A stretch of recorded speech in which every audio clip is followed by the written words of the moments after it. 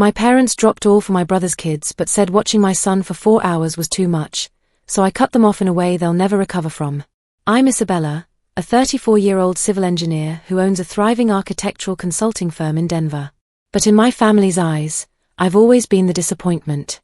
Not because I'm a failure, quite the opposite. The disappointment comes from the simple fact that I'm not my younger brother, Nathan, who's 31. I've spent my entire life living in the shadow of his supposed potential, watching my accomplishments be dismissed while his smallest efforts were celebrated like he'd just won the Nobel Prize. Growing up with such blatant favoritism, you start believing there's something magical about your sibling that you're missing, some quality that makes them more deserving of love than you are. When I was 9, Nathan shattered Mom's prized crystal vase, a family heirloom from great-grandmother Rose that had survived 3 generations. Mom always spoke about it in hushed, reverent tones, how it represented our family's resilience through hardship. When Nathan sent it crashing during one of his tantrums, my parents simply said, "Accidents happen, sweetheart." They comforted him while he sobbed, assuring him it was just old glass anyway. 3 weeks later, I accidentally knocked over a regular drinking glass while helping with dishes. They lectured me for an hour about responsibility and made me do extra chores for a month to learn the value of things. At 17, after countless late nights perfecting my design, I won the state engineering competition with an innovative water purification system. The judges said it showed exceptional promise for real-world applications. My physics teacher called my parents personally, gushing about how proud they should be. The award ceremony was Saturday at 3 p.m. My parents promised they'd be there, but at noon they announced they couldn't make it. Nathan had a baseball game, a regular season game where he spent the entire time warming the bench, just like every other game that season. I accepted my award alone, watching other kids celebrate with their families while I stood there clutching my certificate with trembling hands. When I turned 18, I received a full scholarship to MIT's engineering program. The acceptance letter arrived on a Tuesday, and I could barely contain my excitement as I announced it at dinner. Their response was lukewarm at best. "Well, engineering is practical, I suppose. Nathan's so creative with his music though," Dad said. They spent the rest of dinner discussing Nathan's upcoming performance at some local coffee shop. My scholarship, worth over $200,000, was barely mentioned again. At 22, I graduated summa cum laude with my engineering degree, already having job offers from 3 prestigious firms in Chicago. My parents came to graduation but spent most of the ceremony texting Nathan about his band's sound check. They left immediately after my name was called, rushing to catch his performance at a dive bar for maybe 30 people. When I started my own firm at 26, having saved every dollar and worked 80-hour weeks to learn the business inside and out, Mom questioned my decision. "Isn't that risky, honey? Maybe you should just work for someone else like Nathan does at the music store." Never mind that Nathan's job was part-time, minimum wage, and mainly allowed him access to recording equipment after hours. Nathan was the golden child who could do no wrong, despite his track record of spectacular failures. He dropped out of college 3 times, first from Berklee College of Music because the professors didn't understand his artistic vision, then from community college because the curriculum was too restrictive for his creativity, and finally from an online program because it interfered with his band practice. Each time, my parents consoled him, funded his attempts, and bought him new equipment he claimed was essential for his education.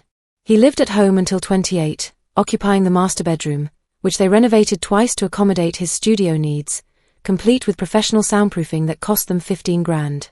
Meanwhile, I worked at Home Depot from age 16, putting in 25 hours a week while maintaining a 4.0 GPA, just to buy my own graphing calculator for AP classes.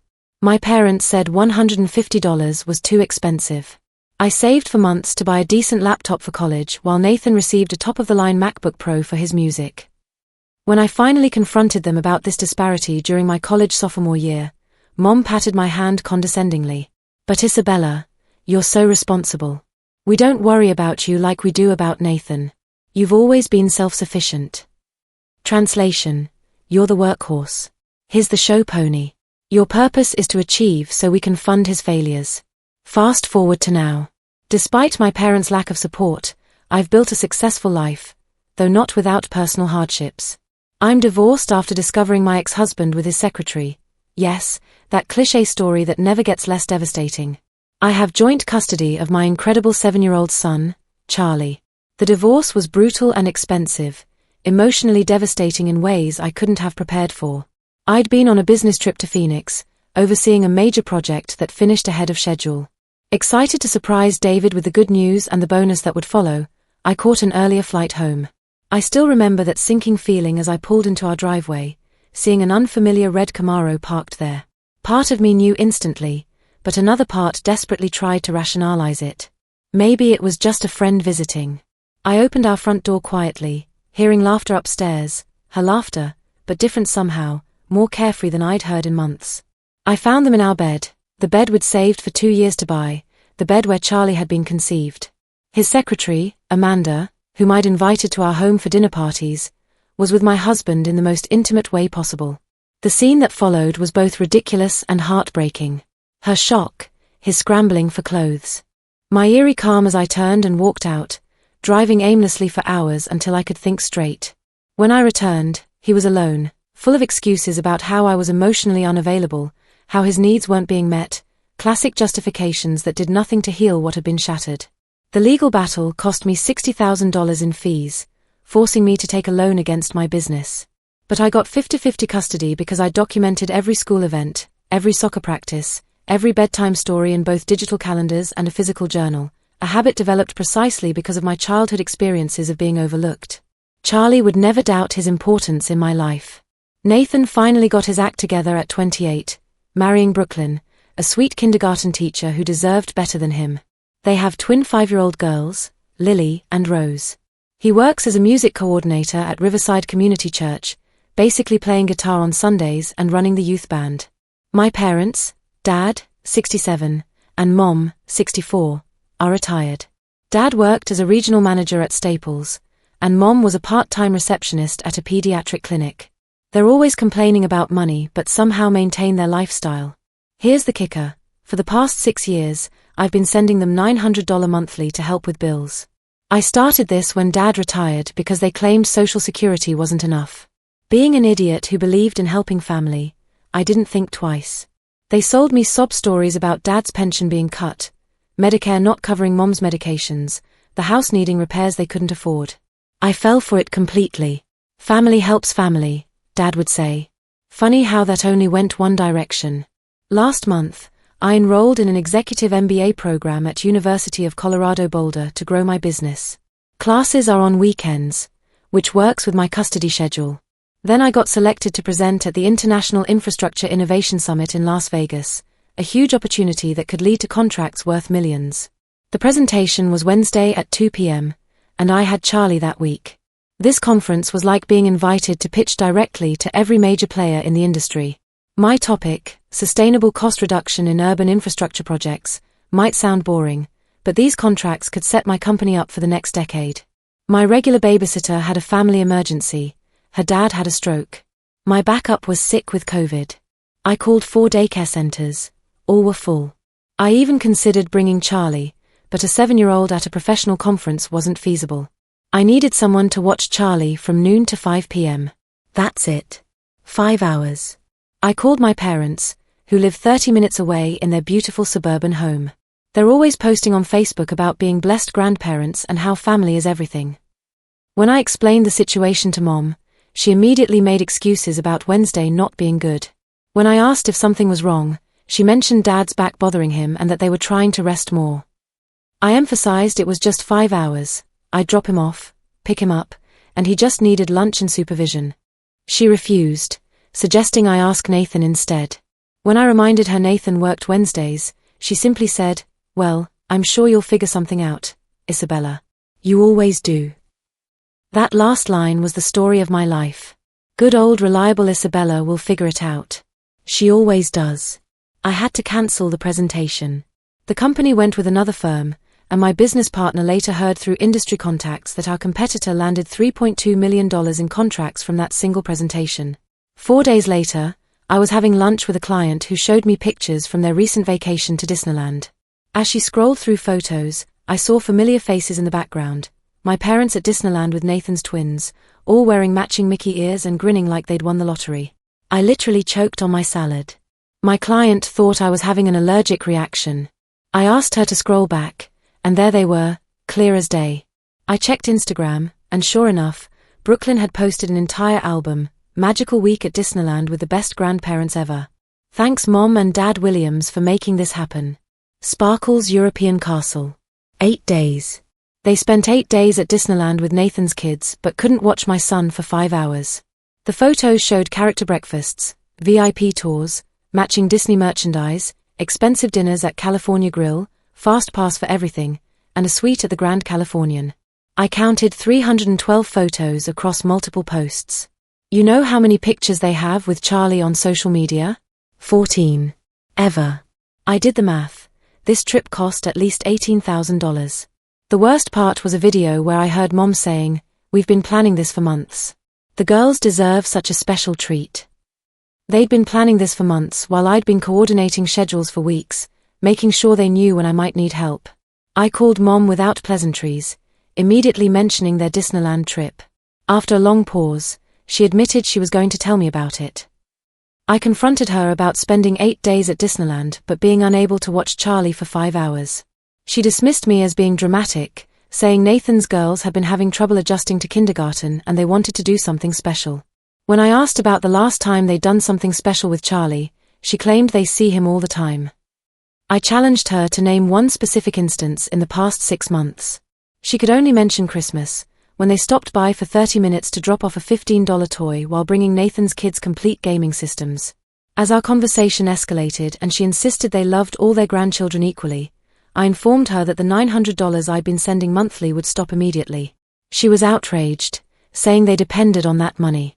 When I pointed out they seemed to have plenty for Disney trips, she insisted that was different, that Nathan's family needed this. I simply said, I needed 5 hours, and hung up, blocking both their numbers immediately. The first week brought beautiful, peaceful silence. I slept better than I had in years. During the second week, Nathan began texting frantically, "Mom and Dad are freaking out. What did you do?"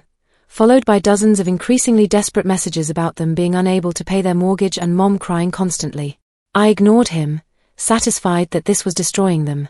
By the third week, extended family started reaching out. My parents were telling everyone I'd abandoned them for no reason. I didn't respond yet, I was gathering ammunition. In the fourth week, Dad called from an unknown number. He said Mom was having panic attacks and they couldn't pay their bills. When I questioned how they could afford Disneyland but not bills, he claimed it was a special occasion and one-time thing. I told him I'd looked at Mom's Facebook and seen cruises, weekend trips to Aspen, and new furniture, lots of supposed one-time things. When he insisted they were my parents and I couldn't just cut them off, I replied, "Watch me." Being analytical by nature, I decided to investigate. I hired a private investigator, extreme, perhaps, but I needed the truth. What he found was a goldmine of financial irresponsibility. My parents had refinanced their house 4 times in 10 years.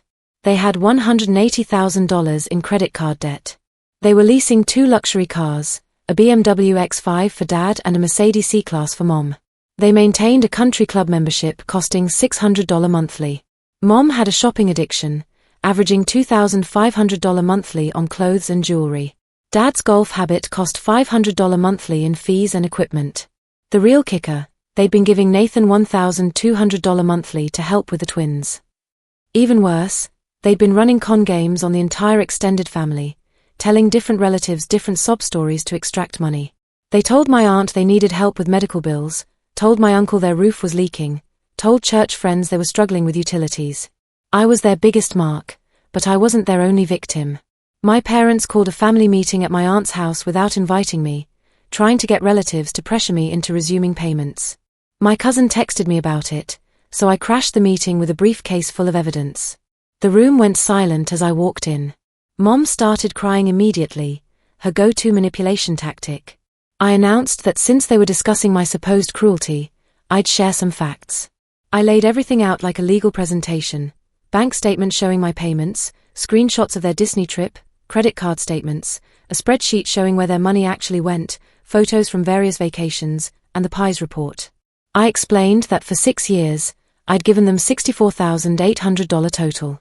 In that same period, they'd spent over $250,000 on vacations, luxury items, and bailing out Nathan.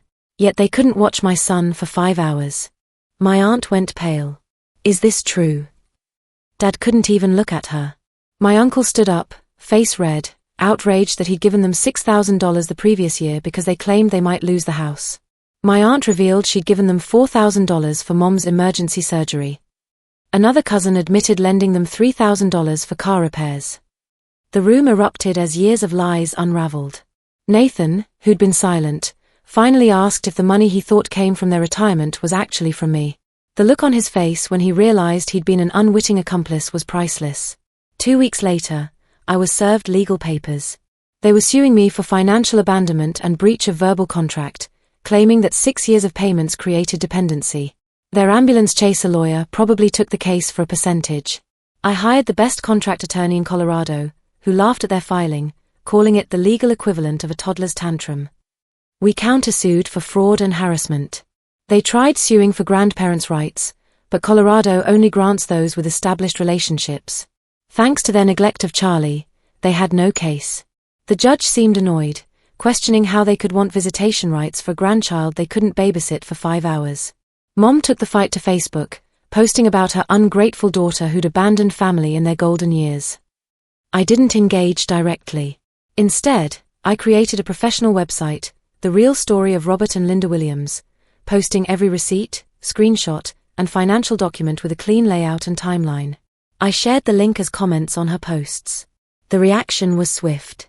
Friends started asking questions, relatives demanded money back, their church distanced themselves. Comments went from praying for you to "Is this true, Linda?" to "I can't believe you lied to us." The lawsuits were dismissed, but legal fees bankrupted them. The family meeting had opened everyone's eyes, and relatives sued to recover their money. The house of cards collapsed quickly. The bank foreclosed. Cars were repossessed. The country club banned them and sued for unpaid dues. They declared bankruptcy. During the family chaos, Brooklyn discovered Nathan had been taking money from our parents while she struggled to pay their bills. She gave him an ultimatum: cut them off or divorce. Nathan chose his marriage. My parents lost both children in one fell swoop. 6 months later, Dad called from an unknown number. "Isabella, please? We're living in our car." "Sounds uncomfortable," I replied neutrally. He begged for help getting a small apartment. When I asked if he was sorry they got caught or truly sorry for their actions, his silence was damning. "Let me ask you something, Dad. If you hadn't gotten caught, would you have ever spent time with Charlie like you did with Nathan's kids?" "Of course," he responded too quickly. "No, you wouldn't," I said quietly. "I'll help you exactly as much as you helped me when I needed you. I'll give you exactly what you gave Charlie when he wanted grandparents who cared. Nothing."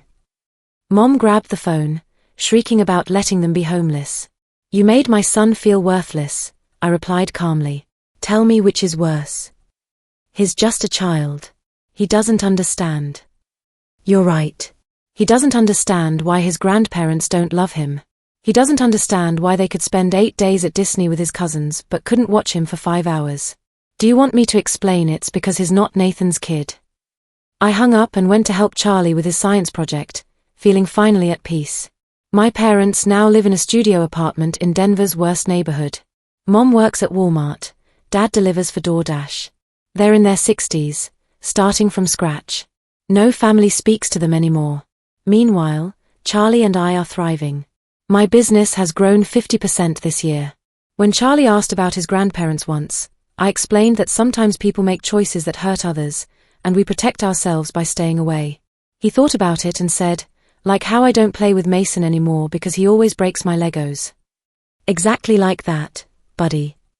Yesterday, a social worker called asking if I could assist with my parents' emergency housing application. "I'm not able to help them," I said simply.